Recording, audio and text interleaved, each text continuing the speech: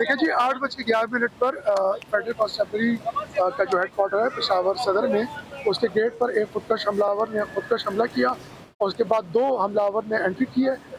उस खुदकश हमलावर की वजह से 3 एहलकार मौके पर शहीद हुए।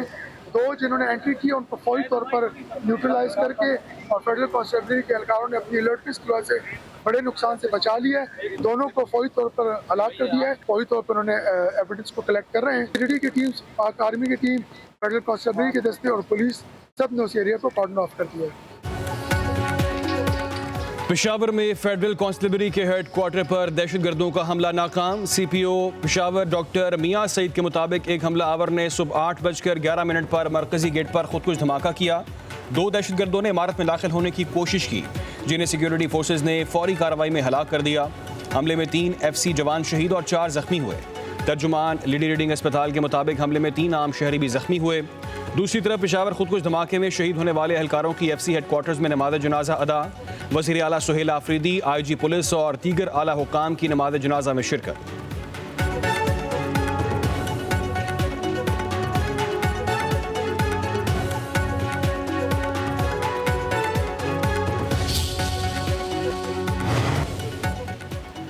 वज़ीर आला खैबर पख्तूनख्वा के FC हेडक्वार्टर्स पर दहशतगर्दों के हमले पर इजहार अफसोस। IG पुलिस खैबर पख्तूनख्वा से वाक़े की फौरी रिपोर्ट तलब कर ली। जख्मियों को फौरी और बेहतरीन तिबी सहूलियात की फराहमी की हिदायत। सुहेल आफरीदी ने कहा कि दहशतगर्दों का कोई मजहब नहीं है। इस किस्म के बुज़दिलाना हमले हमारे हौसले पस्त नहीं कर सकते। मुलविस अनासर को कैफरे किरदार तक पहुँचाया जाएगा। शहदा हमारा फ़ख्र हैं, उनका खून हरगिज़ ड्राएगा नहीं जाने देंगे। सूबाई हुकूमत पुलिस और कानून नाफिज करने वाले इदारों के साथ खड़ी है।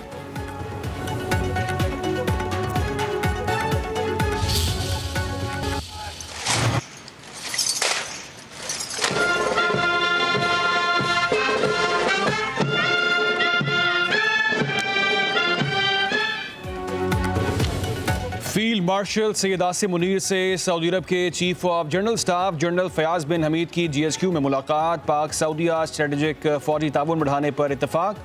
Saudi chief of general staff का पाकिस्तान के ताउन पर इजहार तशक्कुर। GHQ आमद पर मोअज़्ज़ज़ मेहमान को गार्ड ऑफ ऑनर पेश किया गया। यादगार शोहदा पर हाजिरी, फूल रखे।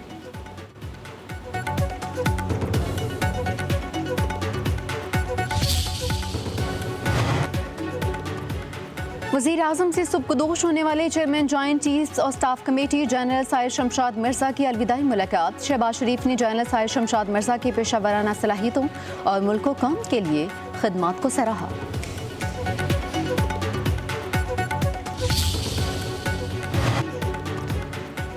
वज़ीर आज़म शहबाज शरीफ की ज़िमनी इंतख़ाबात में कामयाबी पर लीगी उम्मीदवारों को मुबारकबाद। कहा, कामयाबी कायद नवाज शरीफ के विजन, बेमिसाल क़यादत और पार्टी कारकुनान की मेहनत का नतीजा है। शानदार फतह वज़ीर आला मरीम नवाज़ पर आवाम के भरपूर एतमाद की अक्कासी करती है।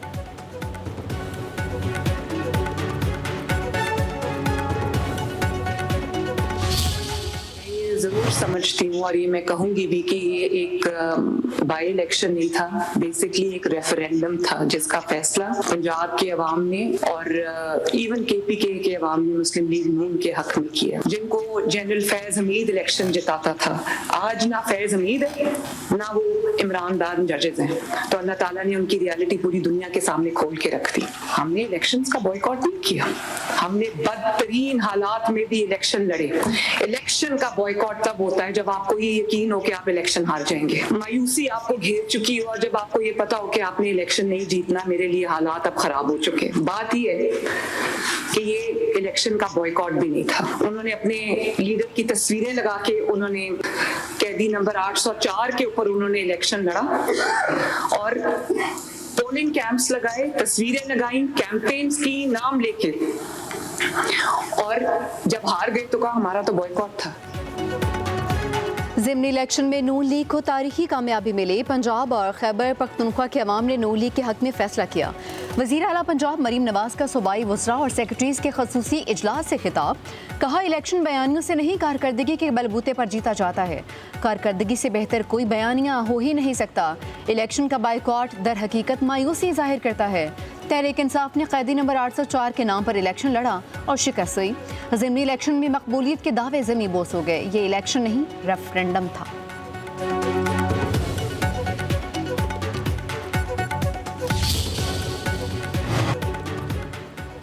चेयरमैन PTI बैरिस्टर गौहर का कहना है कि ज़िमनी इंतखाबात में पंजाब में तारीख का कम तरीन टर्न आउट रहा। अवाम ने इलेक्शन पर अदम एतमाद जाहिर कर दिया। हम जमहूरियत पर यकीन रखते हैं, हम धांधली पर नहीं, अवामी सियासत पर यकीन रखते हैं।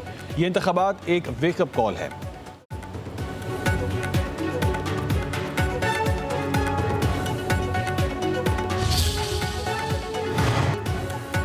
ज़िमनी इलेक्शन पर अमन रहा। Chief election commissioner Sikandar Sultan Raja का कहना है ज़िमनी इलेक्शन में टर्न आउट हमेशा कम ही होता है, जिसकी बहुत सी वजूहात होती हैं। ज़ाब्ता अखलाक की खिलाफ वर्जी करने वालों के खिलाफ फौरी एक्शन लिया। पंजाब और खैबर पख्तूनख्वा की हुकूमतों का शुक्रगुजार हूँ।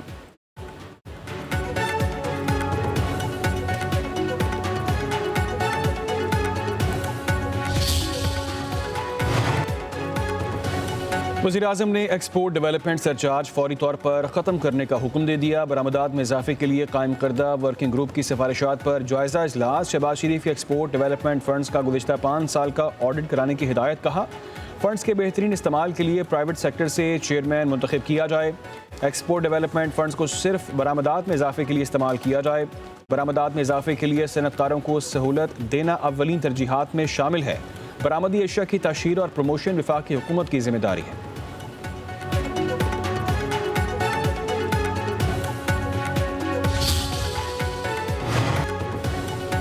वज़ीर आला सिंध सैयद मुराद अली शाह और कौंसल जनरल मुत्तहिदा अरब अमारात बकीत अतीक अल रुमैती की मुलाकात। कौंसल जनरल की वज़ीर आला को UAE के कौमी दिन की तकरीब में शिरकत की दावत। दोनों रहनुमाओं का सरमायाकारी और तजारती शराकतदारी को फ़रोग़ देने पर इत्तफ़ाक़।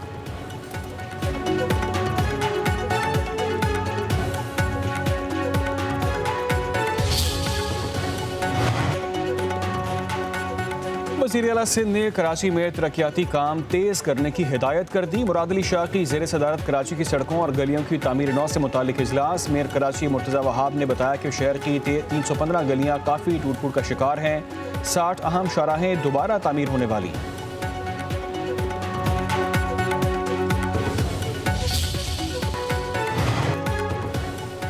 सेनेटर शरीर रहमान का सिंध से मुतालिक भारतीय वज़ीर दिफा के रिमार्क्स को लाइल्मी करार दे दिया। एक बयान में कहा सिंध पहला सूबा था जिसने आज़ादी से पहले पाकिस्तान में शमूलियत का ऐलान किया। राजनाथ सिंह को अपने मुल्क के शुमाल मशरिक पर तवज्जो देनी चाहिए। तर्जुमान सदर मुमलिकत मुर्तज़ा सोलंकी ने राजनाथ सिंह को जाहिल करार देते हुए कहा 1000 साला तारीख गवाह है कि सिंध कभी साम्राज्य हिंदुस्तान का हिस्सा नहीं रहा। बरतानवी कब्जे में सिंध असम्बली ने पहली मरतबा करारदाद पाकिस्तान पास की।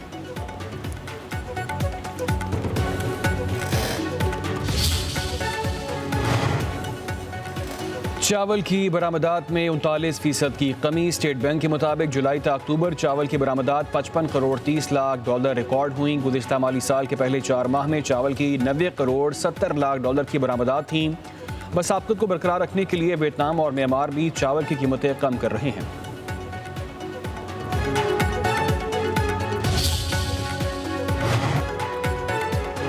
वफाकी आईनी अदालत ने जजेस ट्रांसफर केस से मुतालिक इस्लामाबाद हाई कोर्ट के 5 जजेस की अपील खारिज करने का हुक्म दे दिया। जजेस ट्रांसफर केस की समाअत में इस्लामाबाद हाई कोर्ट के 5 जजेस की जानिब से कोई वकील पेश नहीं हुआ। वफाकी आईनी अदालत ने इंट्रा कोर्ट अपील अदम पैरवी पर खारिज कर दी। जस्टिस अमीनुद्दीन खान की सरबराही में 6 रुकनी बेंच ने अपील खारिज की है।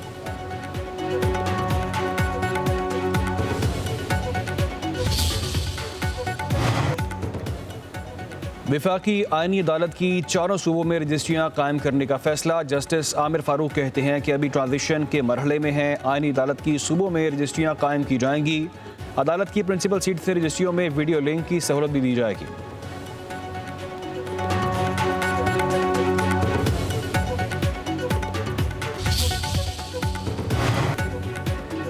साबिक वज़ीर आला अली अमीन गंडापुर को शराब और असला बरामदगी केस में गिरफ्तार करके पेश करने का हुक्म। District and session court Islamabad ने वारंट गिरफ्तारी जारी कर दिए। केस की आइंदा समाअत 29 नवंबर को होगी।